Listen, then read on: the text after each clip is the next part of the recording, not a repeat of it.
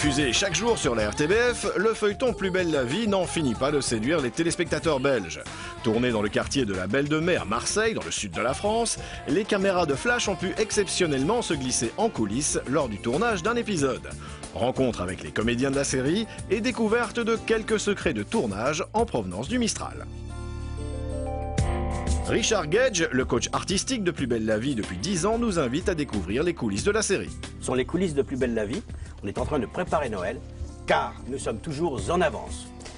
Je suis Richard Gage, le directeur d'acteur de Plus belle la vie, ce feuilleton quasi mythique maintenant que vous connaissez bien. Une dizaine de réalisateurs, des assistants, des travailleurs comme vous avez vu, des décorateurs, des scénaristes, des électros, des machinistes. Et nous avons tout pour que cette série marche. Et elle marche, grâce à Dieu et aux téléspectateurs.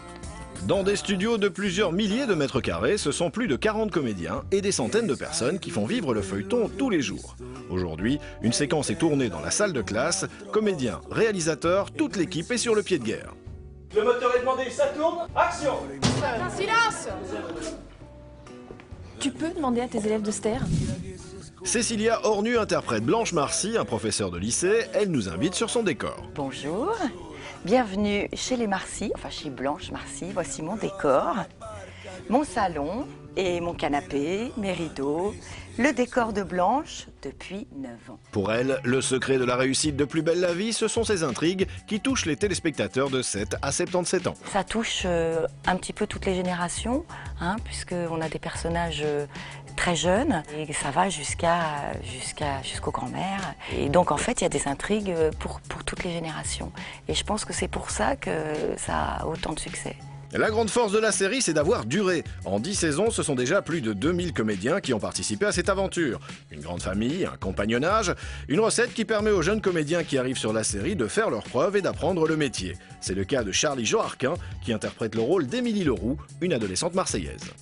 Ce qui est génial dans Plus belle la vie, c'est qu'on tourne tous tellement souvent ensemble qu'au final, c'est une grande famille. C'est dans Plus belle la vie que j'ai appris plus de choses sur ce boulot.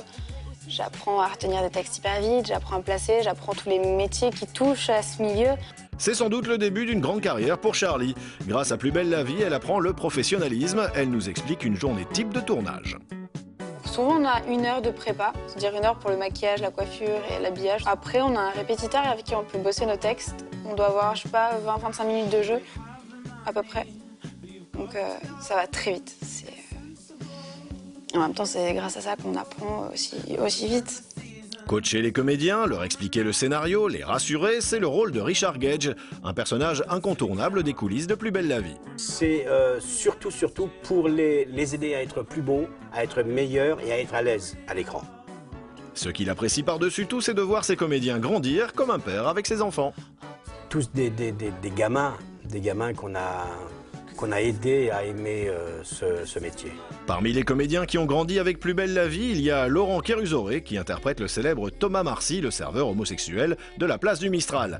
Dans les studios, Laurent est comme chez lui et il a sa propre méthode pour apprendre son texte. Quand on reçoit les textes de la semaine, je lis toute la semaine. Comme je suis un personnage qui est au bar, je suis assez central. Je vois à peu près tous les acteurs. Donc si je connais pas leurs histoires, c'est pas terrible. Et en fait, une fois que j'ai mon histoire dans la semaine, a priori, je suis pas si bête, je m'en souviens. Et donc après, j'ai qu'à relire mes séquences. Et alors bizarrement, quand je suis à la maison et que je lis les textes, j'ai la voix de Michel Cordes, la voix de Sylvie Flepp, j'ai la voix d'Anne Dessy. Ça fait, je sais pas combien de séquences qu'on tourne ensemble, mais on commence à se connaître presque par cœur. Parmi les rites incontournables des coulisses de Plus belle la vie, il y a l'équipe d'habillage, maquillage, coiffure. Cécilia nous explique, non sans humour, leur importance pour la série. On passe entre leurs mains, c'est pas toujours beau à voir quand on arrive le matin. C'est le cérémonial, on va se faire coiffer, maquiller, parfois on parle pas, parfois on déconne, parfois il y a de la musique. Mais c'est vraiment, oui, enfin une espèce de cocon ici. Le cocon de Roland Marcy, le mythique patron du bistrot, c'est bien sûr la célèbre place du Mistral. On est en France, donc le bar, le bistrot en France, c'est le lieu social par excellence. Michel Cordes, le comédien, nous invite dans son antre et nous dévoile quelques petits secrets de tournage. Si on faisait tout le bruit d'un bar, on n'entendrait plus rien. Voilà. Et les ingé-sons, ils attraperaient une crise cardiaque. Donc on triche des tas de choses. Par exemple, si je pose le verre, très souvent, je fais ça, je pose le doigt et le verre après. Un nouvel épisode est tourné place du Mistral. Michel nous livre un autre petit secret. Il y a la lumière ici, on a l'impression que c'est la lumière du jour. Eh bien, pas du tout, puisque c'est tout un équipement technique là-haut. Il y a des directeurs photos, des électriciens, voilà, qui ont travaillé énormément pour arriver à trouver ces techniques, à trouver ces natures de lumière et arriver à reproduire quelque chose qui ressemble à la lumière du jour, puisque ici, il ne rentre absolument pas la lumière du jour. 10 ans que l'histoire a commencé et que la série brise la grisaille de plus de 5 millions de téléspectateurs français et belges chaque soir. Pour ceux qui ne seraient pas encore accros, rendez-vous sur la 2 pour suivre les aventures du Mistral.